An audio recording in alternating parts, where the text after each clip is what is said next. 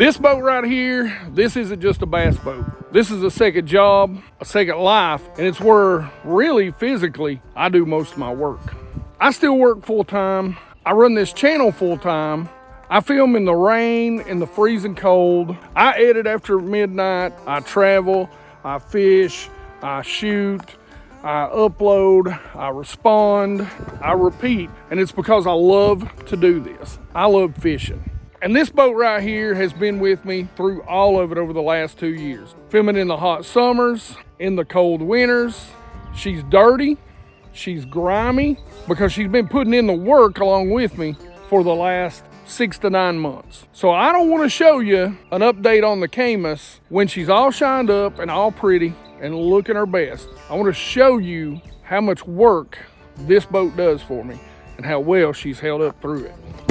All right, geeks, so if we're going to talk about the boat, this is going to be a little bit of an update, and I'm going to tell you a little bit about what's going on with the channel after the hack.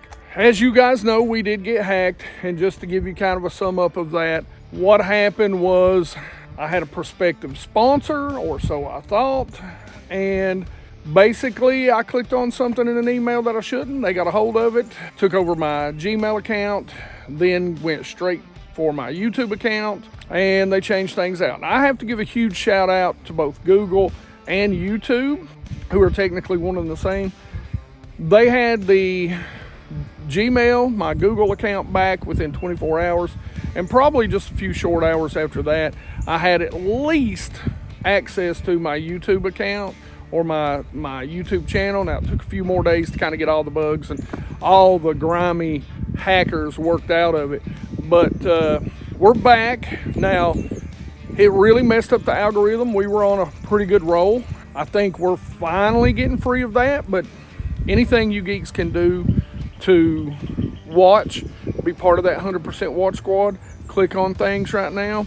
Trust me, it helps. Comment, like, it will really help YouTube to know that the weird stuff is gone and the bass stuff is back. So now let's talk about the bow of the boat. What's been good, what's been bad, what we like, what we don't. And we're gonna start with the trolling motor. The one thing that I have to say is I really do love this trolling motor. The GPS works well.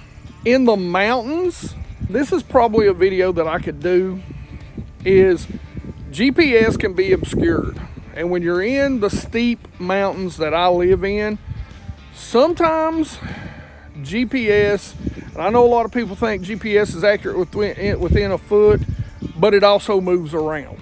Leave your boat hooked up on the water one day, or leave it in your driveway in the GPS and watch. It'll move as much as 25 feet. On the lakes I'm on, sometimes that's not a fun thing because it'll ram and speed into the bank. All that being said, I can't be happier with this trolling motor. You can see I have beat the tar out of it. She's beat up. During the spring, we're shallow. We fish rocky lakes with a lot of wood. And, you know, you got to get to where you're going to go. I mean, I look at a bass boat the same way I look at a truck. It's a truck. It's a bass boat. I got to get to where the fish are. So that's just how it is.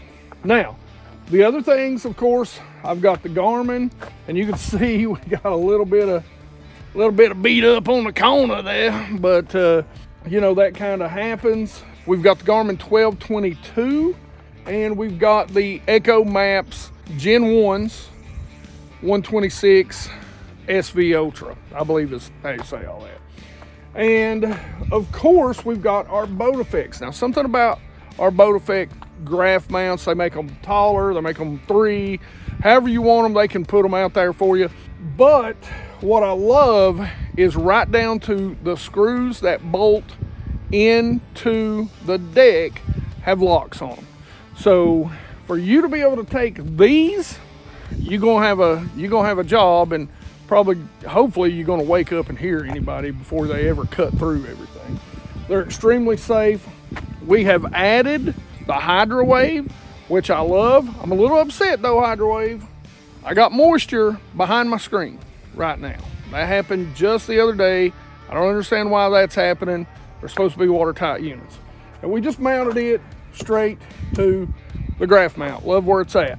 We got the boat effects. For you geeks that don't know, I love to fish barefoot. So we've got the boat effects foam right there. That keeps the trolling motor from getting hot on my feet. And on the other side, and this is something that I love about the Caymas stuff, is that we've got full live well control right there on the front deck.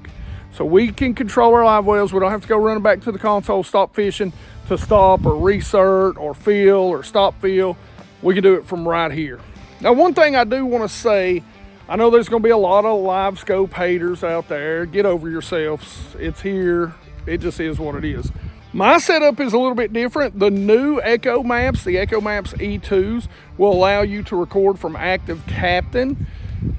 When I bought this boat 2 years ago, that was not an option on the Echo Map. So that I could record sonar footage, I went ahead and got a mismatch. Now, if I keep this boat much longer, I'm probably going to sell that and upgrade to an E2 so that I can share to my screen back here. And again, that's a whole nother video. But I love my live scope. And I don't fish shallow, dirty lakes. The bass get out in the middle of the lakes, and during the summer, it can make fishing pretty miserable. So I love being able to come out, still being a weekend warrior. I'm trying my best to change that. But still being a weekend warrior, I love to go out and catch fish. I mean, there's plenty of places I can go hike and see beautiful things. I'm going fishing to catch fish, and that helps me do that quicker.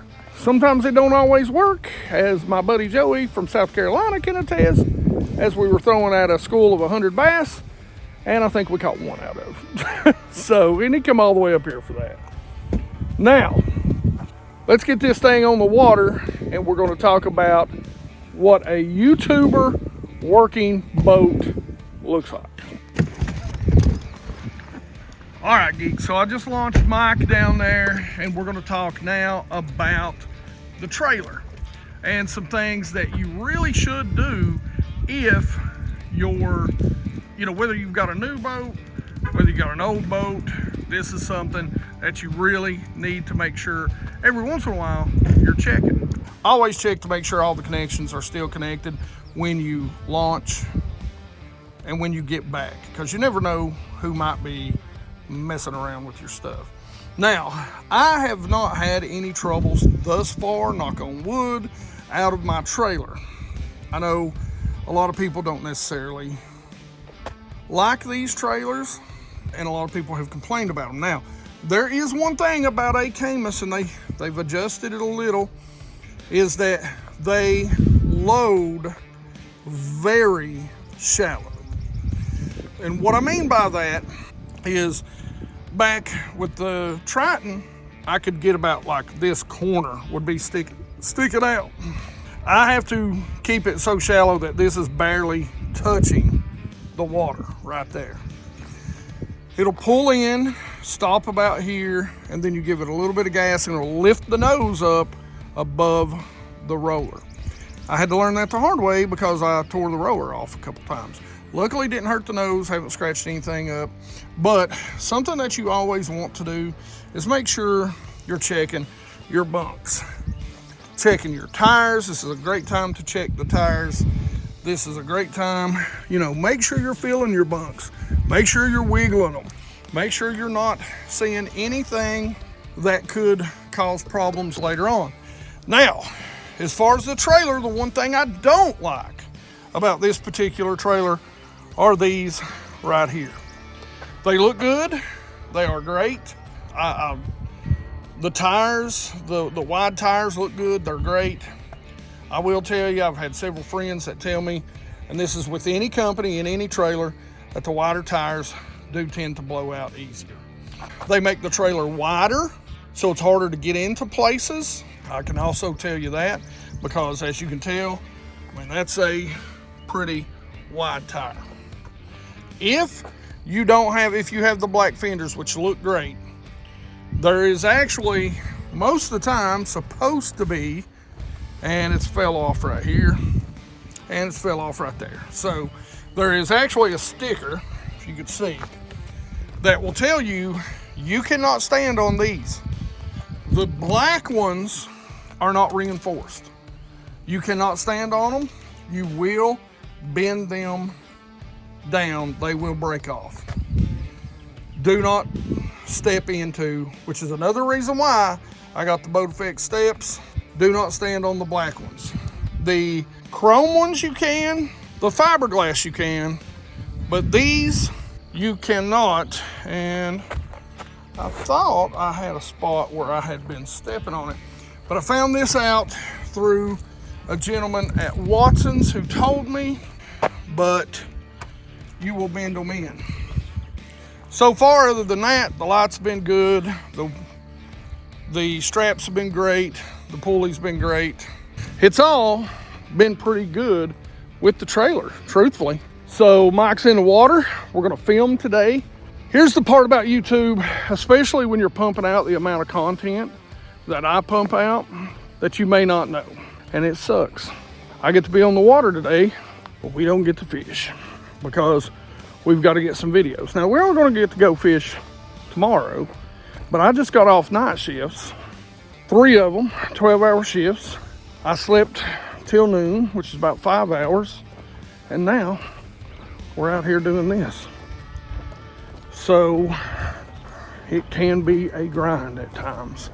And as a matter of fact, we were filming just the other day, and I was got up at 4, went to the lake to fish a little, got 4 hours of fishing in, got 5 hours of filming, and I had to work that night, 12-hour shift. I think I was up for 28 hours straight.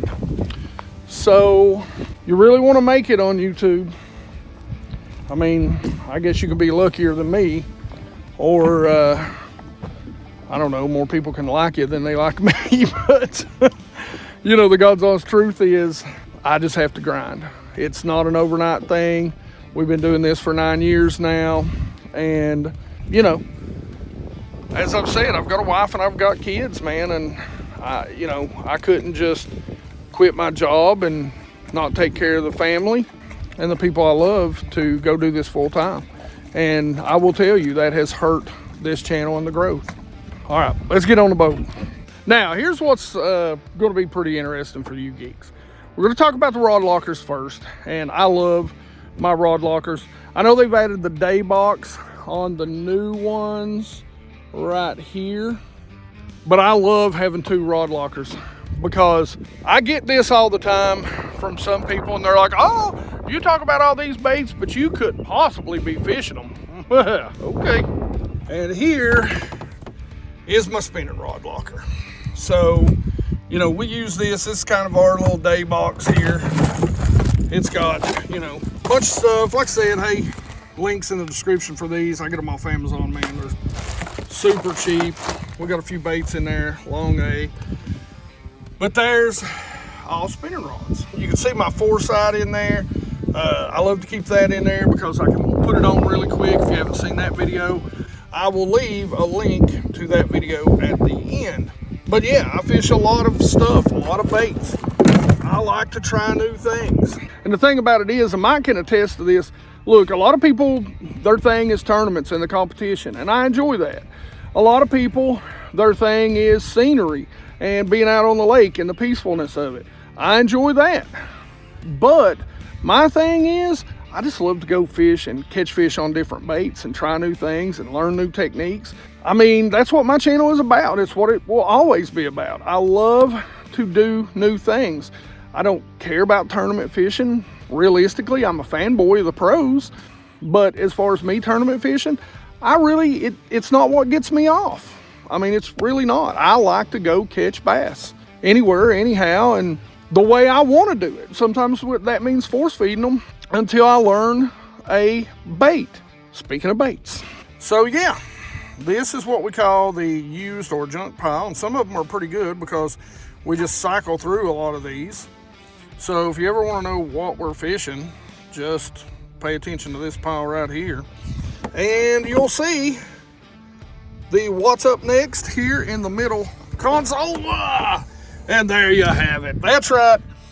I do normally keep it a little cleaner than this. We are going to clean it out, but this is a combination. This is kind of what it's like when you have to film and you try different techniques, different things, off the wall things.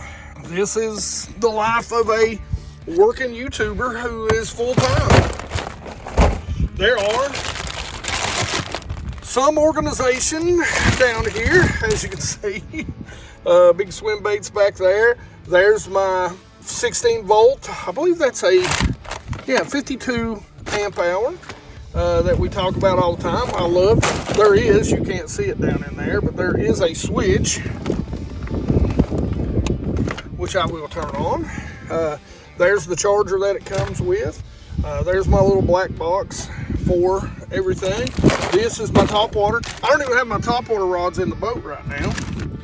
And yeah, hooks, tailspins, you know, all kinds of swim baits, you know. Now, let's look at the bait caster rod. Locker. Oh yeah, look at that. Packed and jacked, baby. And again, remember, I don't even have, I think I might have one, but I don't even have my 4 topwater rods in here. There'll be some of these that'll come out as we switch over to post-spawn and summer fishing.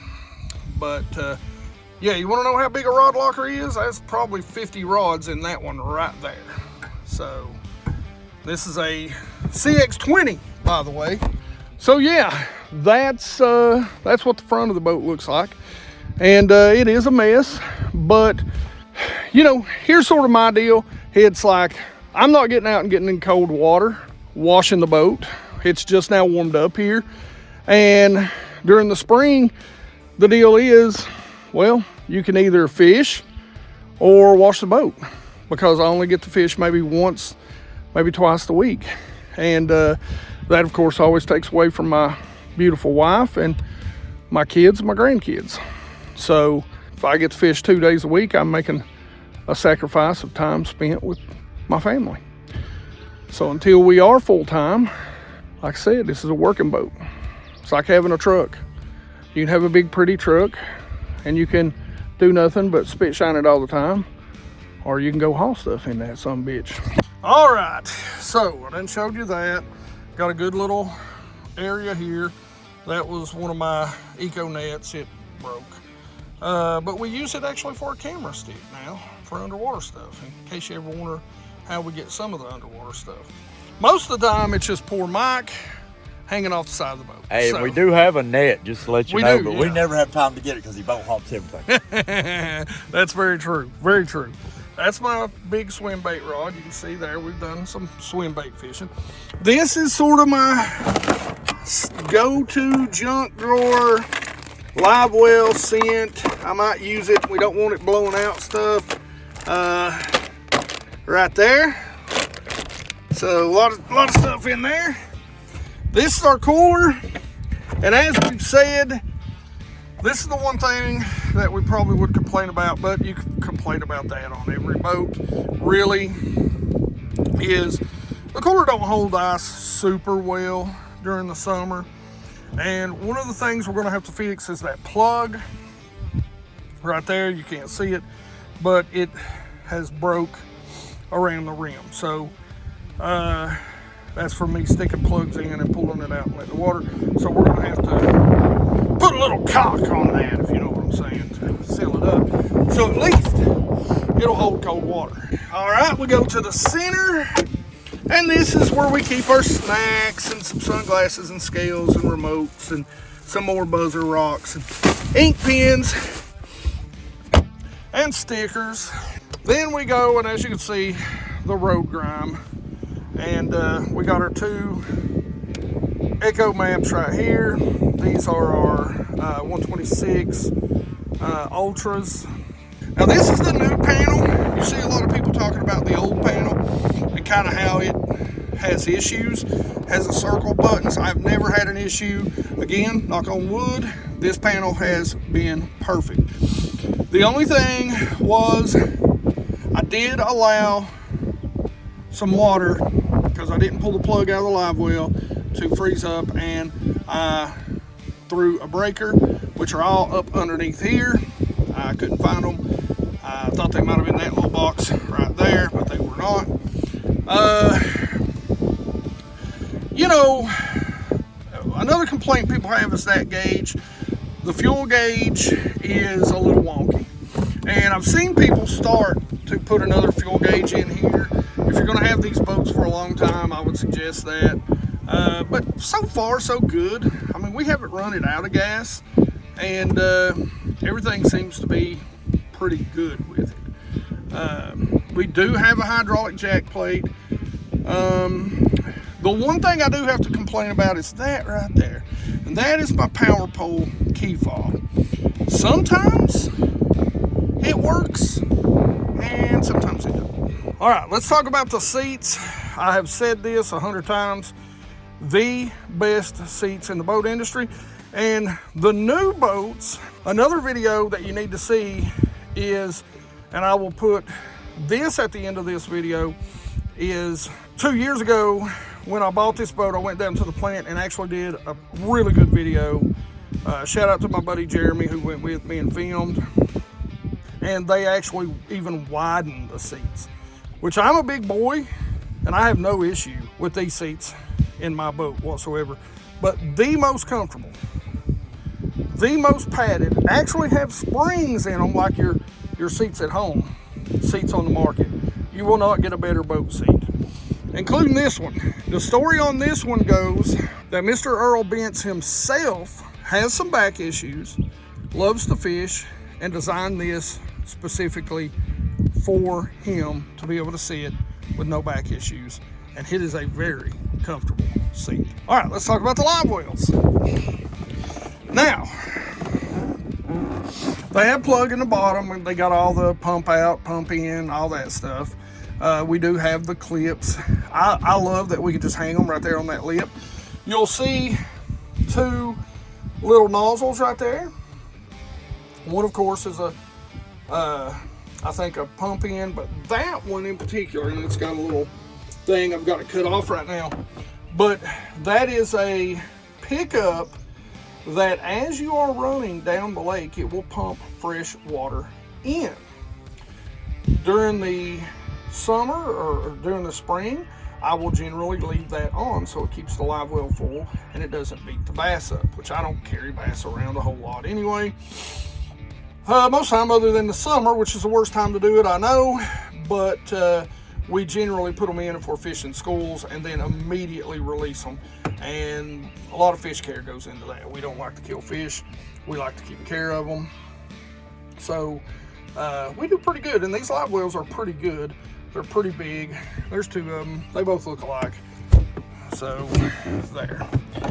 Now you can see we've got our YOLO Tech stick, which we think is broken, or at least one of the outlets, so we're gonna have to order a new one of those.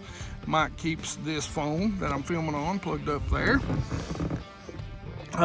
with a big long cord. And here you go again. So we got all kinds of line. This is where we keep a lot of our soft plastics in trying to be organized.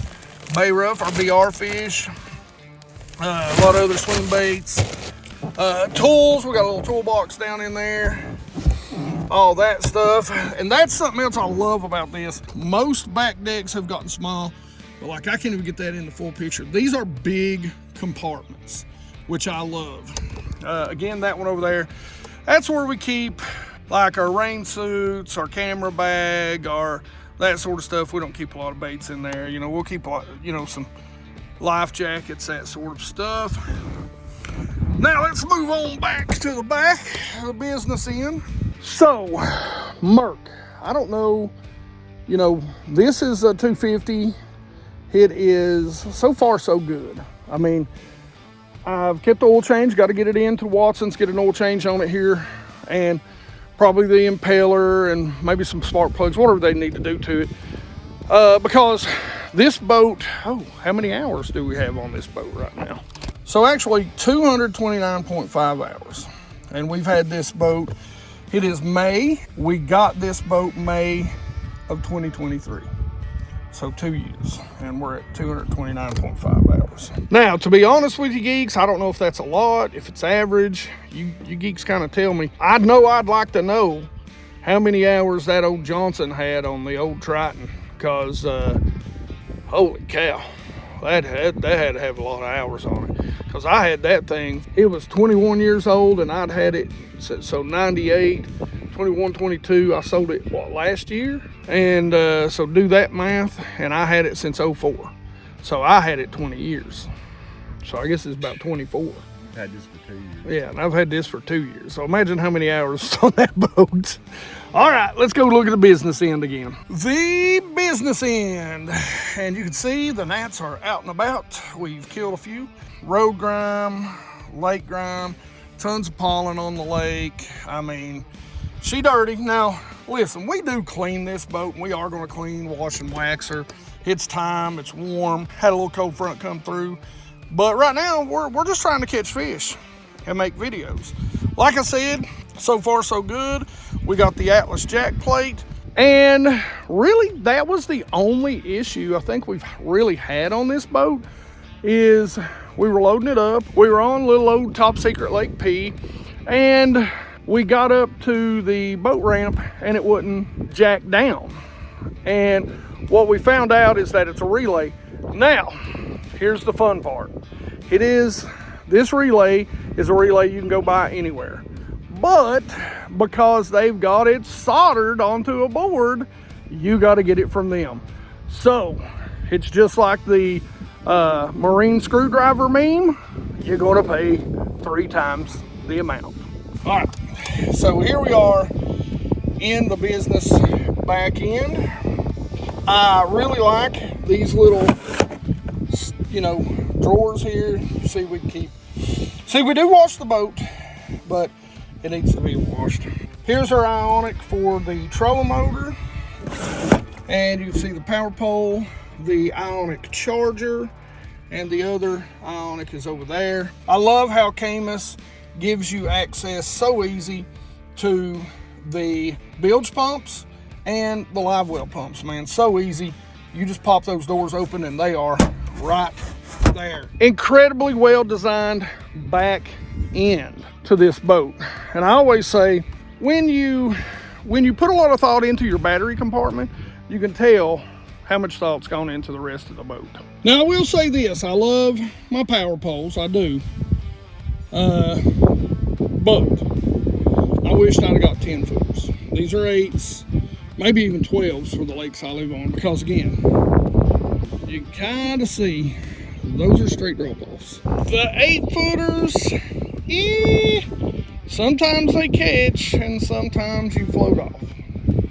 So wish I had, maybe a couple feet like the 10-footers would probably work a lot better on these Highlands lakes.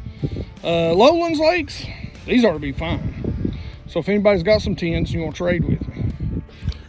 All right, geeks. So that's sort of the review. I love my Caymas. It's been 2 years. She's been good to me.